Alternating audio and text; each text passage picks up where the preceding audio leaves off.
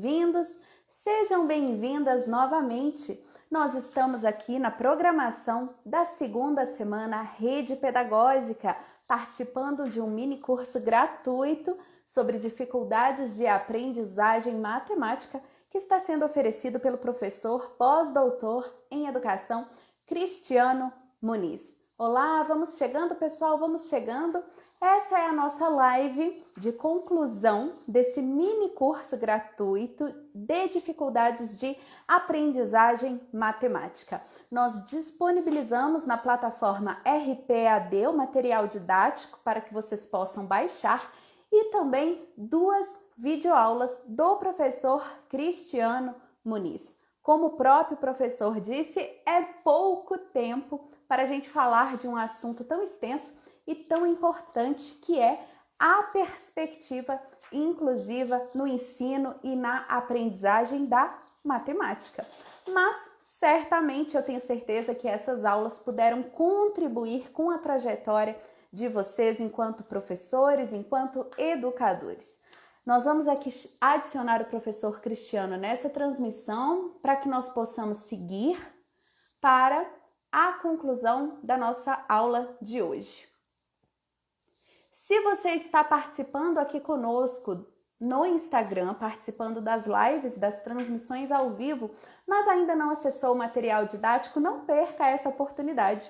Acesse, inscreva-se na segunda semana Rede Pedagógica e garanta o seu certificado, que também é gratuito, certificado com carga horária de 80 horas. É muito fácil se inscrever, basta apenas você acessar o site, pode ser pelo portal da rede, em www.redepedagogica.com.br. Você vai preencher apenas o seu nome, o seu melhor e-mail e cadastrar uma senha de acesso para poder acessar diariamente os materiais.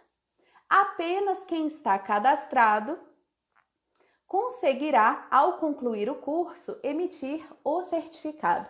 E a presença de vocês nos mini cursos gratuitos da segunda semana Rede Pedagógica é registrada quando vocês acessam a plataforma e acessam cada conteúdo da plataforma. Lembrando que todo mundo que participa tem 180 dias para concluir essa formação. Ainda que você não possa participar todos os dias ao vivo aqui com a gente, você pode assistir posteriormente os conteúdos. Todos os conteúdos estão sendo gravados, inclusive as lives que nós realizamos aqui no Instagram. Vou adicionar aqui agora o professor Cristiano. Deixa eu ver se ele já chegou aqui na nossa transmissão. Ainda não estou vendo a solicitação do professor Cristiano, mas já deve aparecer aqui pra gente. Vou aguardar mais um pouquinho, enquanto vocês também vão voltando aí, né, do nosso intervalo, onde nós assistimos juntos a segunda aula sobre dificuldades de aprendizagem matemática. Vou pedir para a produção verificar a entrada do professor Cristiano aqui na nossa live, se a gente teve algum problema técnico. Enquanto isso, eu quero ouvir de vocês também, aí nos comentários, postem, porque eu estou lendo aqui todos os comentários de vocês, o que vocês acharam das aulas. Vocês podem se antecipar postando aqui dúvidas, para que a gente possa perguntar para o professor Cristiano mais a respeito, né? Ele trouxe diversos conceitos para a gente. E agora é a oportunidade que nós temos aqui de interagir com o professor ao vivo. Como eu disse, você pode assistir esse conteúdo depois, mas ao vivo é muito melhor, é muito mais divertido. E ao vivo você nos ajuda a construir essa formação. Aqui na Rede Pedagógica, que é uma rede colaborativa, nós construímos juntos o conhecimento todos os dias. A Rede Pedagógica é construída a muitas mãos. E o mérito da Rede Pedagógica ser a maior rede de educadores da América Latina é todo de vocês, porque é vocês que fazem a Rede Pedagógica acontecer. Deixa eu verificar aqui se eu já consigo colocar o professor Cristiano na live. Nós temos aqui muitas solicitações, mas ainda não temos a solicitação do perfil dele. Cristiano. Ainda não apareceu pra gente a solicitação do professor Cristiano, ele avisou que já está chegando.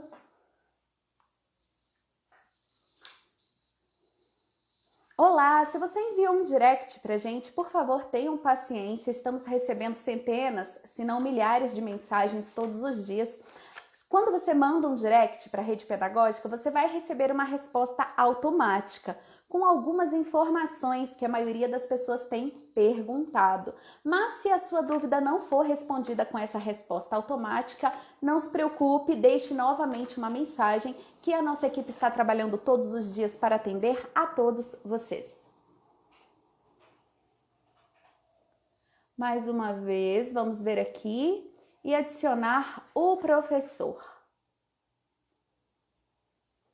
Como eu disse, o professor Cristiano Muniz é pós-doutor em educação, um nome de referência em educação matemática, um grande expoente da educação matemática no Brasil. O professor Cristiano faz parte da rede pedagógica, esteve conosco em um seminário presencial em Brasília, que aconteceu em fevereiro. É isso mesmo, a rede pedagógica também tem eventos presenciais. E quem sabe um dia você não vai participar com a gente de uma formação presencial?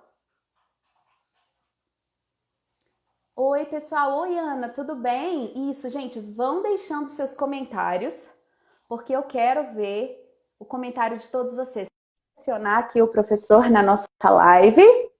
Já já ele vai estar com a gente para que nós possamos conversar. Olá, professor, tudo bem? Ufa! A gente não conseguiu entrar. Tudo bem, professor? Tudo. Hoje eu que vou fazer a chamada aqui, então quase que eu te dei falta. Ah, é? Mas você viu que eu tô bem parecido com o Edivaldo, né? Ó.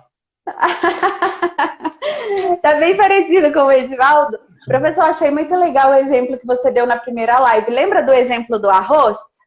Eu vi que o Edivaldo escutou bem caladinho, né? Sabe por quê, professor? O Edivaldo é um excelente cozinheiro.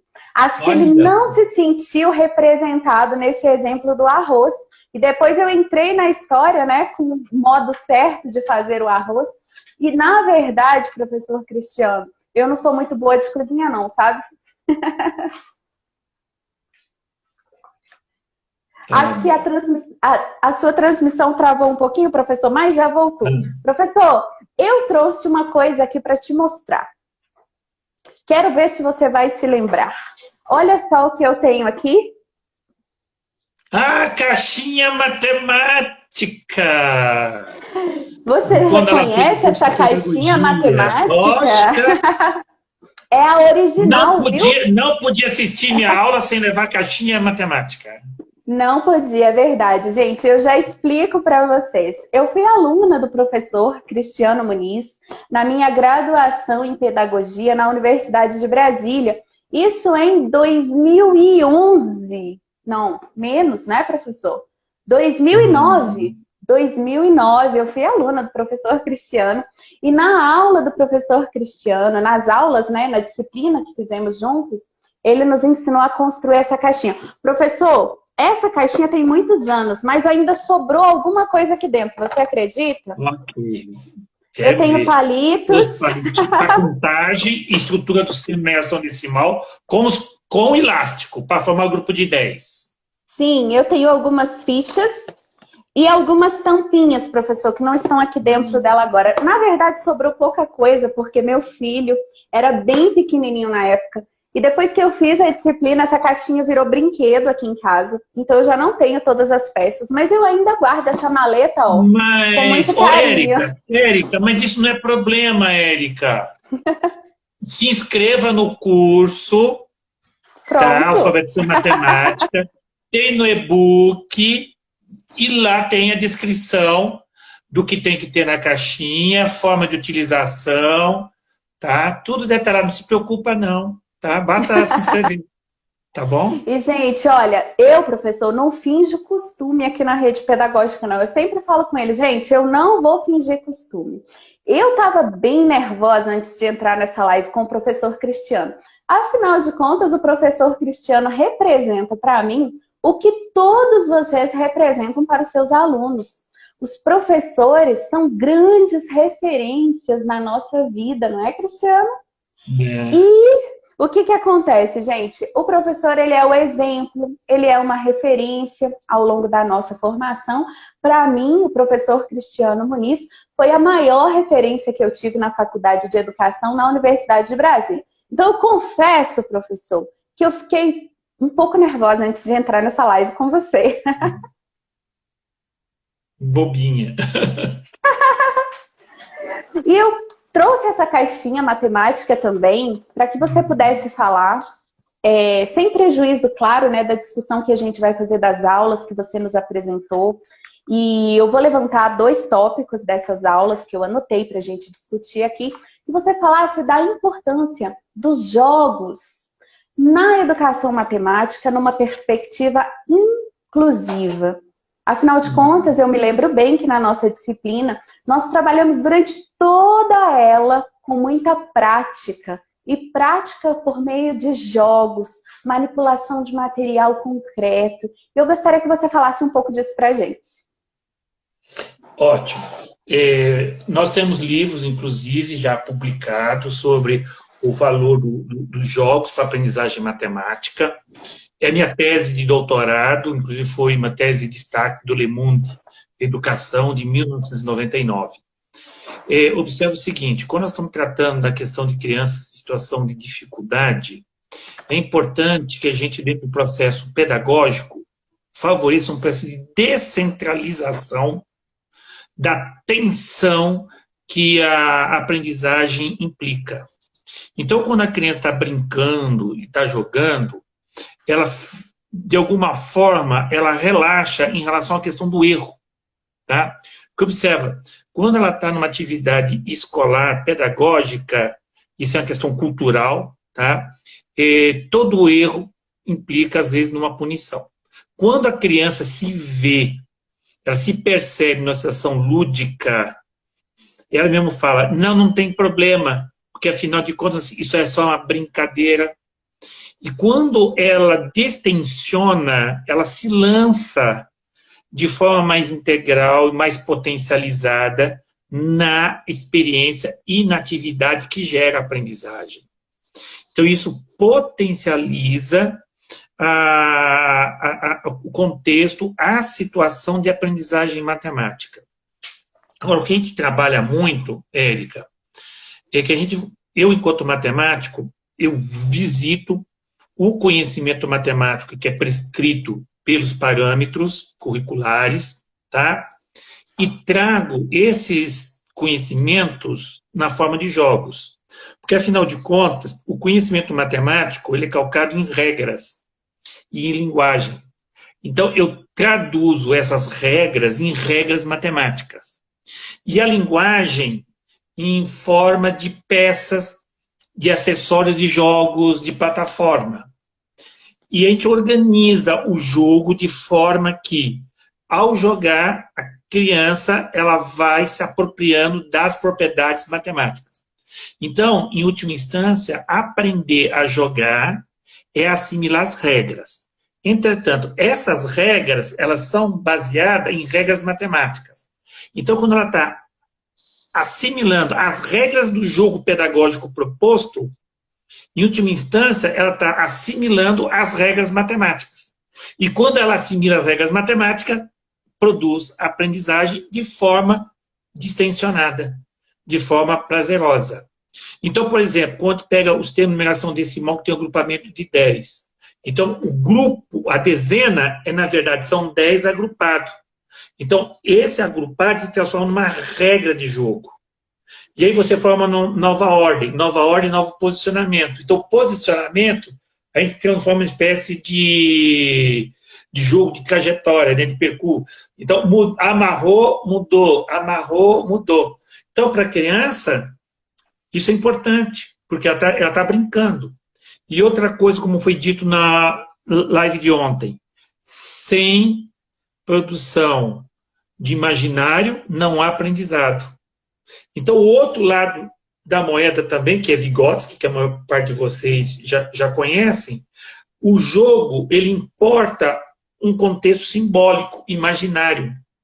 Então, às vezes, a criança opera no sentido psicanalítico e pedagógico nesse contexto imaginário que o jogo promove. E ela quer ganhar, ela quer desenvolver estratégia, né? E a criança é muito competitiva.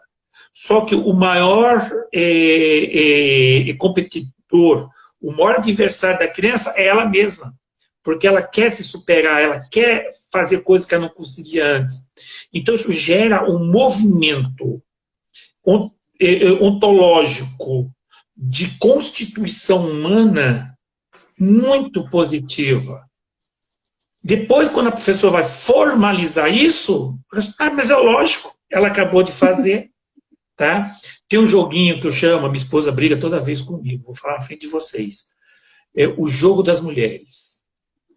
É o joguinho onde todo mundo começa com 10 grupinhos de 10.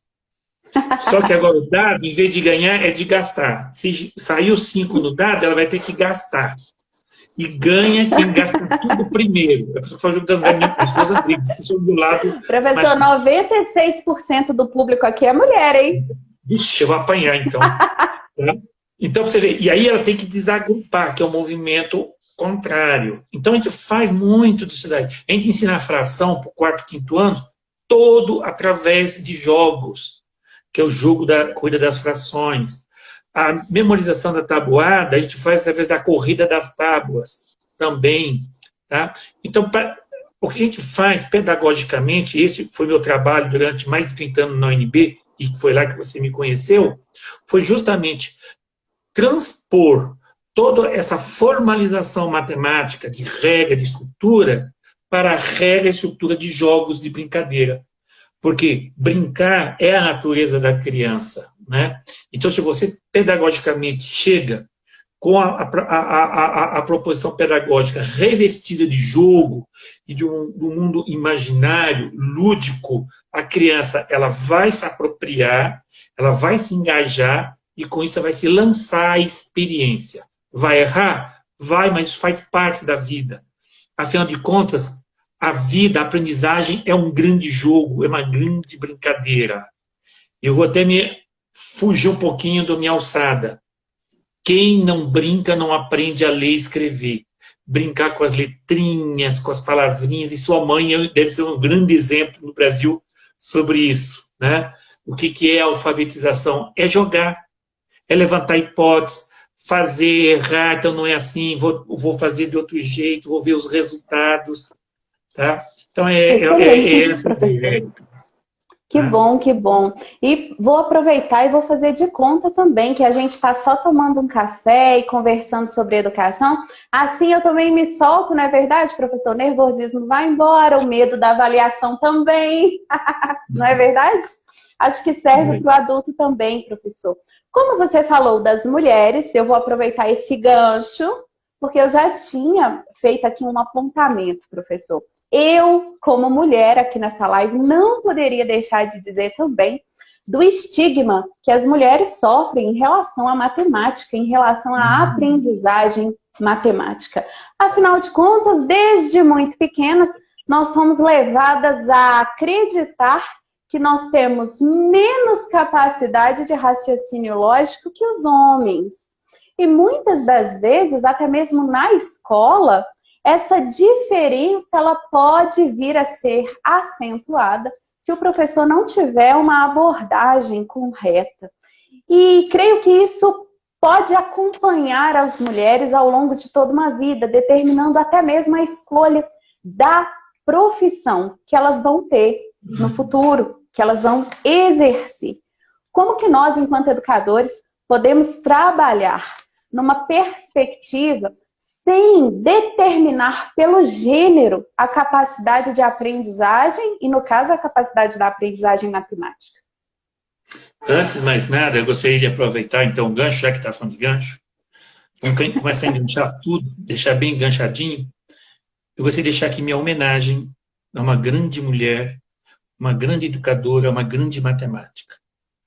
A mais importante professora que eu tive na minha trajetória foi uma mulher, Nilza Engier Bertoni. que muitos de vocês conhecem, mulher. Tá? E eu observo o seguinte, esse estigma de que os homens aprendem matemática com mais facilidade, as meninas têm mais dificuldade. Na verdade, Érica, isso tem que ter uma compreensão mais ampla. Isso está associado à produção da infância. Hoje, no terceiro milênio, a tendência é isso diminuir.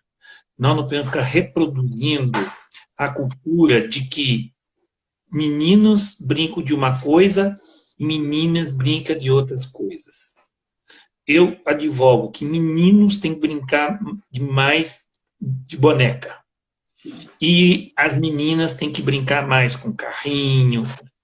Não podemos fazer essa diferenciação da oferta dos objetos culturais lúdicos por gênero. Na nossa geração anterior, era verdade, sim, que as meninas têm dificuldade de espacialidade. Por quê? Porque as meninas eram presas dentro de casa, ajudando em casa e brincando de fazer comidinha. E os meninos eram colocados para jogar bola, carrinho de rolemã, pique-pega, pique-esconde. Então, as experiências infantis dos meninos, à época, favoreciam determinadas habilidades matemáticas, enquanto que das meninas era um outro tipo. Quando ia para a escola, isso fazia diferença. Mas não é porque geneticamente, ou questão de gênero, menino ou menina é mais inteligente ou menos inteligente. É porque a sociedade oferece experiências distintas até então. Então, eu advogo que tanto menina quanto meninos têm que ter as mesmas experiências. E, sobretudo, mais menino brincando de mais boneca, para desenvolver a educação emocional, sensibilidade e aprender a ser mais parceiro dentro de casa, né? Ser mais pai, né? Ser pai, né? Que a gente chama de pai. Observa, a questão dessa diferença ela é produzida culturalmente. Eu acho que nós, hoje, que somos educadores mais conscientes, nós temos que ser propulsores de uma educação mais igualitária, desde o momento que a criança nasce. Tá? Menina tem que jogar bola? Tem. A menina tem que brincar com jogos de construção? Tem. E os meninos têm também, da mesma forma que joga bola, faz carrinho de rolemã, corre atrás de pipa, tem que fazer papinha também. Tem que brincar e trocar a fraldinha da boneca. Tem. Tá? E não é isso que vai definir questão de gênero, sexualidade, quando é adulto. Não. Não tem nada a ver. Nós estamos falando em educação emocional. Tá? E aí tem uma forte repercussão sobre a própria educação do desenvolvimento matemático das crianças e dos nossos jovens. É nossa responsabilidade. Excelente, professor. Obrigada pela sua resposta. Eu tenho certeza que todo mundo concordou com você. Como eu disse aqui, nós temos um público majoritariamente feminino que nos acompanha. Esse percentual, pessoal, que eu comentei, é um percentual registrado pelo próprio Instagram. Aqui, dentre os 540 e tantos mil seguidores da rede pedagógica, 96% são mulheres, certo? Ou se declaram do gênero feminino. E então, de fato, isso é muito importante. Pode ser até, professor, que a dificuldade, vamos colocar aqui entre aspas, com a matemática, tenha feito com que muitas mulheres que nos acompanham aqui optassem pela pedagogia e não por uma outra formação, né? A gente não vai discutir aqui agora essa questão de escolha e etc., mas eu encontrei, e você também certamente, na Faculdade de Educação e no curso de Pedagogia, muitas pessoas que optaram pela pedagogia ou por uma outra graduação na área de humanas, licenciatura, fugindo da matemática. Não certamente porque não tinham capacidade ou não teriam condições de estudar, de aprender e até de ensinar matemática. Mas muitas das vezes o medo ele vem nos acompanhando mesmo porque a gente traz essa herança, né, que é reforçada na família e, infelizmente, muitas das vezes na escola. Muito obrigada, eu creio que Um minutinho só, Érica. Eu participei, orientei uma pesquisa na UNB, no curso de pedagogia do qual você foi egressa, A defesa foi o ano passado, tá? E ela fez uma pesquisa sobre a relação dos alunos de pedagogia e a matemática. Para Ai, que nossa legal! surpresa, a maioria dos que estão fazendo hoje pedagogia tinha uma boa relação com a matemática. Ai, que Que escolheram bom! pedagogia não foi para fugir da matemática, foi para outras questões sobre a valorização em relação ao compromisso de ter uma profissão voltada para o atendimento ao ser humano. Tá? Depois, se Excelente! quiser, eu posso até compartilhar esse texto com vocês. Foi uma Vai surpresa. ser ótimo, professor. A gente poderia até compartilhar, até porque as monografias, né, da faculdade, elas estão, né, no sítio da própria São Universidade de públicas, sim. Brasília, são públicas, de repente a gente pode linkar aqui no nosso curso, né, na segunda semana Rede Pedagógica, esse trabalho para que os nossos alunos possam ter acesso. E essa questão de estereótipos influencia muito na motivação. Você falou conosco ali na segunda aula da teoria de Ausubel. E eu lembrei do conceito de aprendizagem significativa, que tem um tripé, né, que são elementos para que a aprendizagem significativa ocorra de acordo com a teoria da aprendizagem de Ausubel, que seria o aluno com vontade de aprender, né, motivação, e um material didático de qualidade e o professor mediador. Em se tratando da motivação, como que nós, professores, podemos fazer a diferença? A gente já está falando de várias questões aqui que impactam na motivação, mas se você poderia fazer uma complementação a respeito dessa motivação? Ótimo. Para motivar a criança, os contextos, os temas que a gente leva para a sala de aula não pode ser contextos de motivação nossa, adulto. Às vezes a gente se dedica tanto para planejar uma aula, mas o tema é interessante para nós e não é interessante para a criança. Muitos de vocês que estão aí, mais de 1000 nesse momento participando, quanto de vocês não tiveram que resolver aquele problema? Tinha tantas galinhas e tantas vacas, que no total dava tantas patas. Sabendo que cada vaca tem 4 patas e cada galinha tem 2, quantas galinhas e quantas... Gente, não quero nem saber. Ou outra. A soma da idade do Cristiano com a idade da vizinha, dividido pelo terço da idade da cunhada, dá 3 vezes a idade do sogro. Qual é a idade? Eu não sei nem mais quem é quem, professor. E nem quero saber. Gente, também não quero saber. Tem tanto tema de interesse da criança, e o tema de interesse da criança a gente não traz para a escola. Porque a gente nem conhece as situações que estão motivando a criança a interagir com o mundo e a vida. Percebe? Então, no sentido de estimular as crianças, nós temos que buscar justamente essas temáticas de interesse à criança. Acabou de passar uma pergunta da educação infantil. Vamos botar as crianças para fazer coleção? Coleção de quê? Vamos perguntar para que eles querem fazer coleção. Vamos fazer mercadinho, vamos fazer banco com as crianças? Vamos fazer poupança solidária entre as crianças para a gente alugar os brinquedos infláveis? Ou, eles querem cartão de crédito, professor. Você acha que o menino aqui em casa... Vamos fazer cartão de crédito com eles. Você acha que o meu de 11 anos quer um cofrinho, um porquinho? Ele quer cartão de crédito. Mas ele só vai entender a questão do valor se ele manipular as moedas, se ele não tiver dinheiro para comprar aquele objeto de desejo deles. Tá? Então, vamos desenvolver a estratégia de a gente juntos, de eles se apropriando desses objetos culturais, desses conhecimentos culturais. Tá? Vamos trabalhar, esse ano ser o ano da Olimpíada. Quanta matemática não tem na Olimpíada, não tem no esporte? Quanta matemática não tem no corpo, questão de proporcionalidade? Quanta matemática não tem no artesanato? Tá? Mas isso não entra na sala de aula, porque a gente vai muito direto para o livro didático.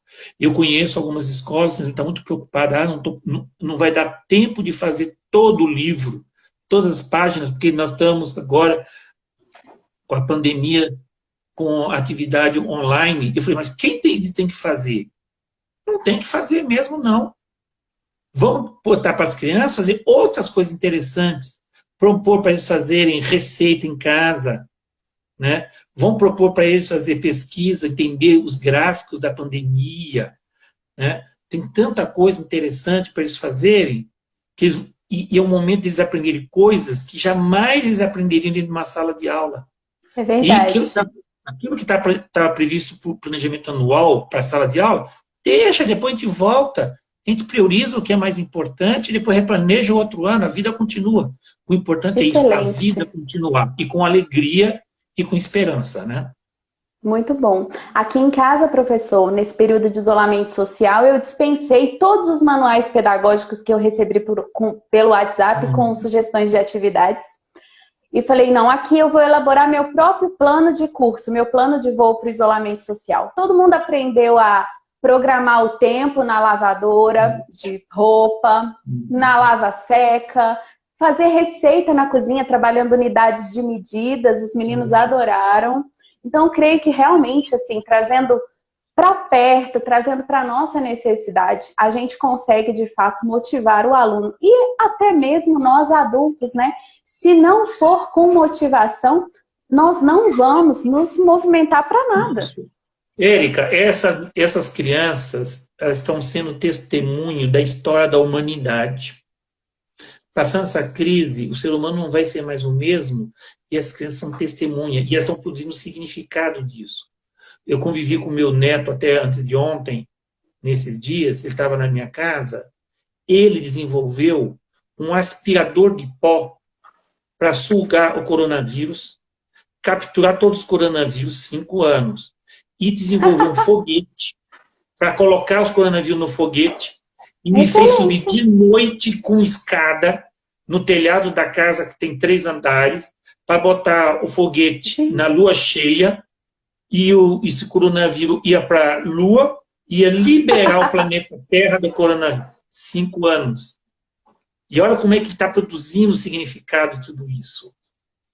Percebe? E construiu, sim, com recipiente, com cano, o aspirador. E ele passava o dia aspirando e falava, pode respirar agora sem máscara, que está tudo capturado. Que incrível, professor. Você tem que mandar foto desse aspirador para a gente publicar aqui na rede. Tem que fazer.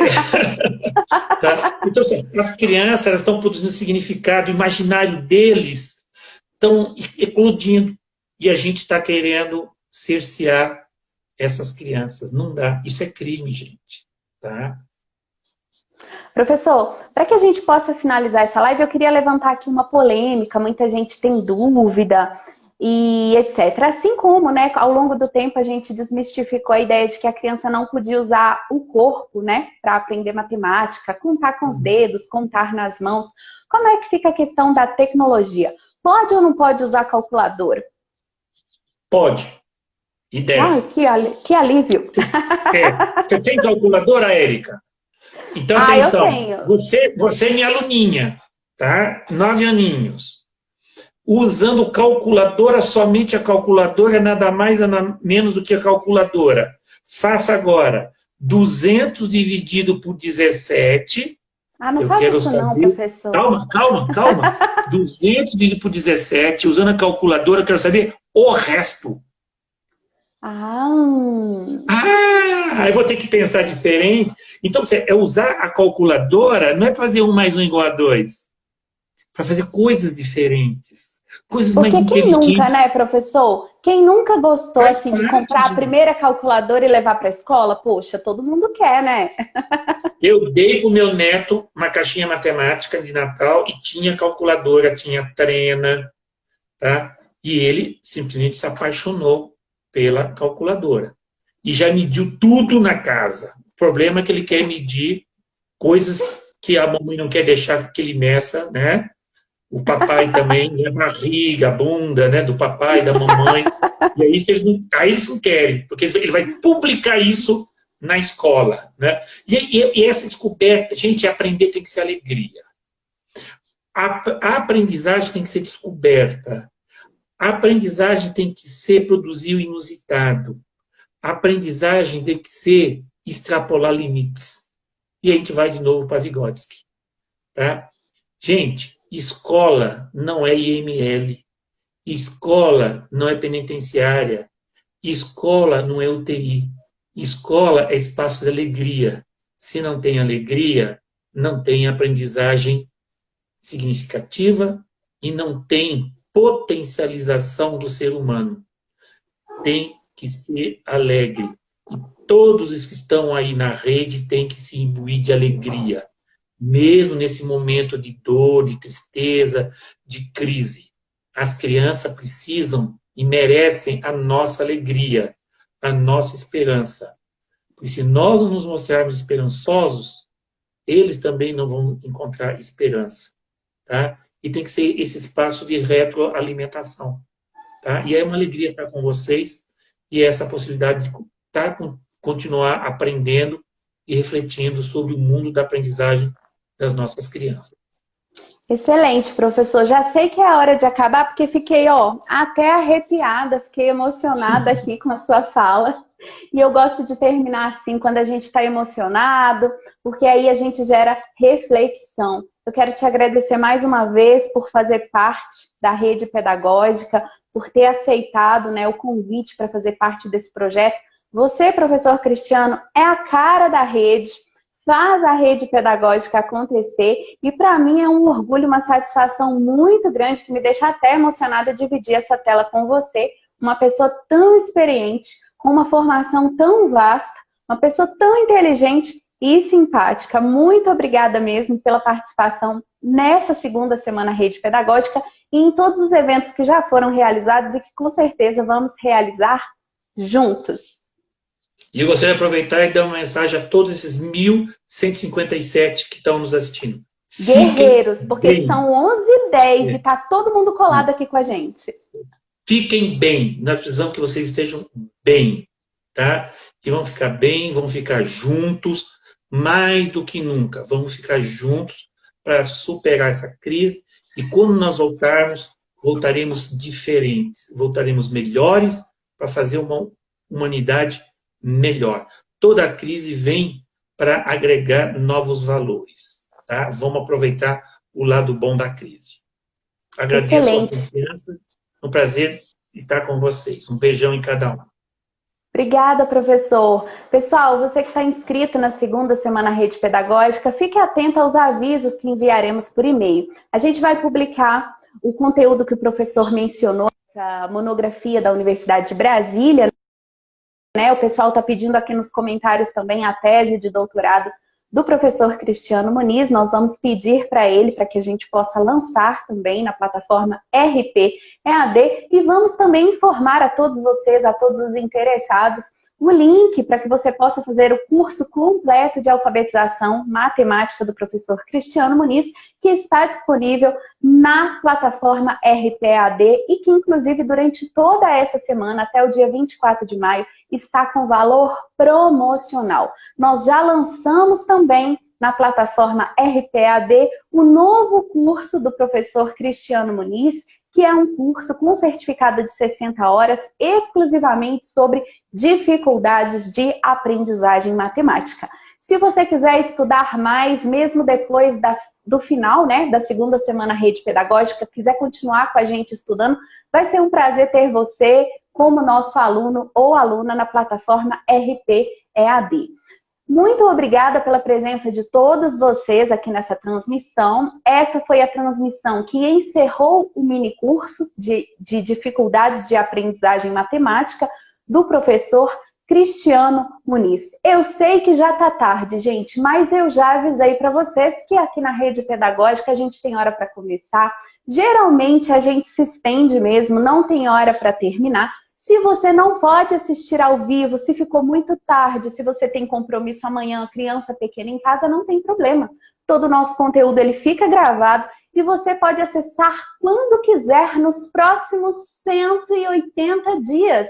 Ou seja, você tem 6 meses para acessar esse conteúdo, assistir novamente todas as aulas que você quiser e garantir o seu certificado, tudo bem? Não tem problema se você não conseguir ficar com a gente até tarde. venha sempre às 19 horas, porque, como eu disse, participar ao vivo é muito bom. Mas se você não consegue ficar com a gente aqui até às 11, 11h30, e olha que a gente já foi até meia-noite aqui na primeira semana, hein? Você assiste depois, assiste no dia seguinte ou nos próximos 6 meses. São 180 dias de acesso para você concluir a sua formação tranquilamente, com êxito e garantir o seu certificado.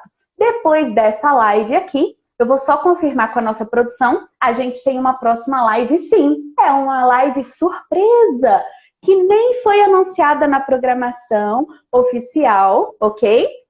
E que já foi divulgada no Instagram? Ah, é surpresa mesmo. Só quem está online aqui que está sabendo em primeira mão, vou contar para vocês. Nós temos uma convidada especial. Quem vai estar com a gente aqui na próxima live é uma artista, sim, uma artista, quem vai conversar com a gente sobre brincadeiras, jogos, é nada mais, nada menos que Ana Tati. Se você ainda não conhece a Ana Tati, você não pode perder. Venha para a próxima live, a nossa live surpresa de hoje.